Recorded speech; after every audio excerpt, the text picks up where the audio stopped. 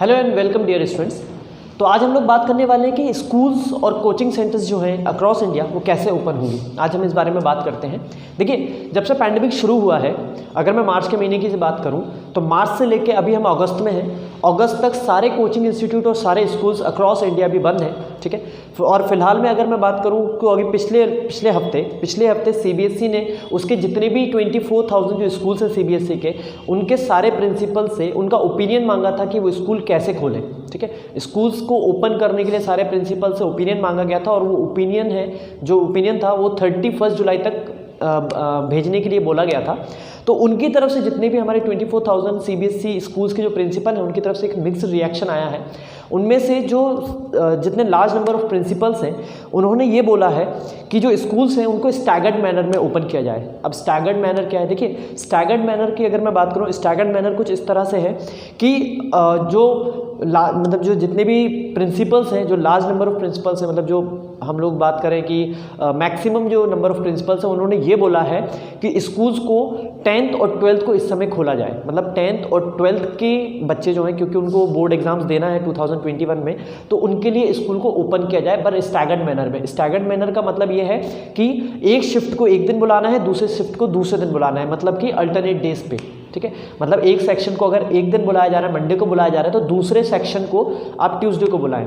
ठीक है। और उसमें भी ऐसे बच्चे जो घर पे पढ़ाई करना चाहते हैं उनको घर पे, और जो स्कूल में आके पढ़ाई करना चाहते हैं वो स्कूल में आए। तो इस तरह से कुछ प्रिंसिपल्स के जो है रिएक्शंस आए हैं। उन्होंने ये बोला है कि पेरेंट्स जो हैं वो टोटली अपने बच्चों को मतलब स्कूल नहीं भेजना चाहते हैं। वो क्यों नहीं भेजना चाहते हैं? वो सीधी सी बात है कि पैंडेमिक चल रहा है, सभी पेरेंट्स जो है अपने बच्चों को लेकर बहुत कंसर्न है इस समय, तो वो नहीं भेजना चाहेंगे।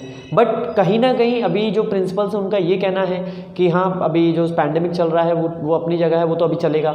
बट जो बोर्ड एग्जाम्स के बच्चे हैं, जो 10th और 12th में जो बच्चे हैं, उनकी पढ़ाई पे बहुत ज़्यादा असर पड़ रहा है इस बात का। ठीक है।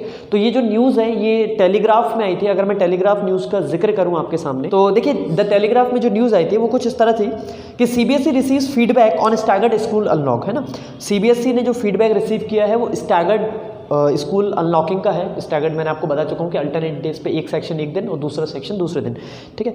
तो इस तरह से school principal largely favour the staggered reopening of classrooms of class 10th and 12th students depending on the Covid situation in the neighbourhood. A survey by the central board of secondary education has found however some principal have cautioned against any hurry, saying the parents would not send their children to unless they feel confident about their safety of their health. ठीक है। तो जिस तरह से मैंने आपको बताया कि जो प्रिंसिपल्स हैं वो स्टैगर्ड के बारे में, ओपनिंग ऑफ क्लासरूम जो मतलब 10th और 12th है, उनको अल्टरनेट सेक्शंस को अल्टरनेट डेज पे बुलाने के फेवर में है। उसी तरह से जो पेरेंट्स हैं वो भी अपने बच्चों को स्कूल भेजने के लिए तैयार नहीं होंगे, क्योंकि वो उनके बच्चों की जो हेल्थ इशू है वो उनके लिए ज़्यादा इस समय मैटर करता है। ठीक है। ऐसा हम उम्मीद कर रहे हैं। अभी देखिए, जो फीडबैक आया है एमएचआरडी की तरफ से, तो हम ऐसी उम्मीद कर सकते हैं कि सितंबर के महीने से शायद एमएचआरडी जो परमिशन देगी वो स्कूलों को देगी, और वो कुछ परमिशन इस तरह से होगी कि 1 सितंबर से 10th और 12th के बच्चों को सिर्फ स्कूल बुलाया जाएगा, और वो भी अल्टरनेट सेक्शन पे। ठीक है। अल्टरनेट डेज पे अल्टरनेट सेक्शन को बुलाया जाएगा। मतलब एक सेक्शन पहला दिन,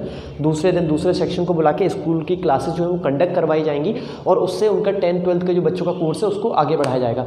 तो मतलब यहाँ से अब हम ऐसी उम्मीद कर सकते हैं कि सितंबर के महीने में शायद गवर्नमेंट जो है वो स्कूल को रीओपन कर देगा। प्राइमरी सेक्शन का तो अभी तक टोटल बंद है, मतलब 1st to 8th क्लास जो है वो टोटल बंद रहेगा। उसमें गवर्नमेंट ने बोल भी दिया कि 31 अगस्त तक सारे कोचिंग इंस्टीट्यूट और सारे स्कूल जो है उनको बंद रखा जाएगा। पर सितंबर के महीने से शायद 10th क्लास और 12th क्लास को ओपन किया जा सकता है। इसका एक इंडिकेशन आप ऐसे भी देख सकते हैं कि अभी गवर्नमेंट ने जो सर्कुलर निकाला था वो प्राइमरी क्लासेस के लिए, अपर प्राइमरी के लिए 1st to 8th तक का उन्होंने एकेडमिक कैलेंडर जो है वो अभी रिलीज़ किया था कुछ दिन पहले। उसमें 9th से 12th तक का कोई जिक्र नहीं था, सिर्फ 8th क्लास तक था।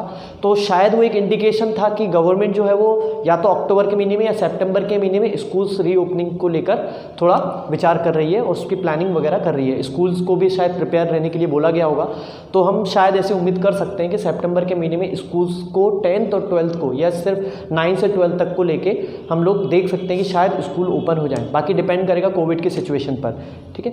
अच्छा, अब बात करते हैं कोचिंग सेंटर्स की, कि कोचिंग सेंटर्स पे क्या चल रहा है। देखिए कोचिंग सेंटर्स को लेके अभी तक फिलहाल कुछ भी नहीं हुआ है, कोचिंग सेंटर्स पे कोई भी अपडेट नहीं आई है, बट ऐसे उम्मीद हम कर रहे हैं क्योंकि पिछले 1 वीक की बात करूं या पिछले 10 दिन की अगर मैं आपसे बात करूं तो पिछले 10 दिन में कुछ चीज़ें मतलब जो है एक टाइप से मांग उठने लग गई है सारे टीचर्स के थ्रू कि नहीं अब कोचिंग सेंटर्स को ओपन किया जाए, क्योंकि कोचिंग सेंटर्स में बच्चों को कंट्रोल करना आसान होता है कंपैरेटिवली स्कूल में। मैं बड़ी कोचिंग की यहाँ बात नहीं कर रहा हूँ, मैं आपसे छोटी क्लासेस की बात, छोटे कोचिंग इंस्टीट्यूट की बात कर रहा हूँ जहाँ पे हार्डली 50 से 100 बच्चे होते हैं, जहाँ पे मान लीजिए एक बैच में मान लीजिए पहले 25 बच्चे बैठते थे तो शायद अब वो 10 बच्चे बिठा लें, क्योंकि कोचिंग सेंटर्स मुश्किल से 1 या 2 घंटे की क्लासेस कंडक्ट करवाते हैं। तो वहाँ पर बच्चों को जो है एक टाइप से कंट्रोल करना या फिर उनके बीच में सोशल डिस्टेंसिंग मेनटेन करवाना आसान होगा कंपैरेटिवली स्कूल, क्योंकि एक स्कूल में आप भी जानते हैं कि करीबन 1500 से 1600 बच्चे होते हैं, शायद 3-3 हज़ार बच्चे भी होते हैं कुछ स्कूल्स में।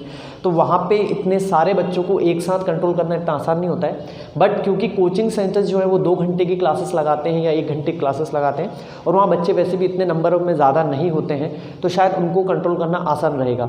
तो इस चीज़ को लेकर भी काफ़ी मांगे उठ रही हैं। मैंने कुछ आर्टिकल्स में पिछले 10 या 20 डेज से पढ़ रहा हूँ, तो उसमें हर जगह यही आ रहा है कि हाँ कोचिंग सेंटर्स को ओपन किया जाए। तो जैसे अगर मैं बात करूँ बड़ी कोचिंग सेंटर्स की, तो उनको तो शायद अभी शायद ना खोलने की परमिशन मिले, पर आई गेस कि शायद छोटे कोचिंग सेंटर्स को ओपन करने की परमिशन आगे चल के मिल सकती है।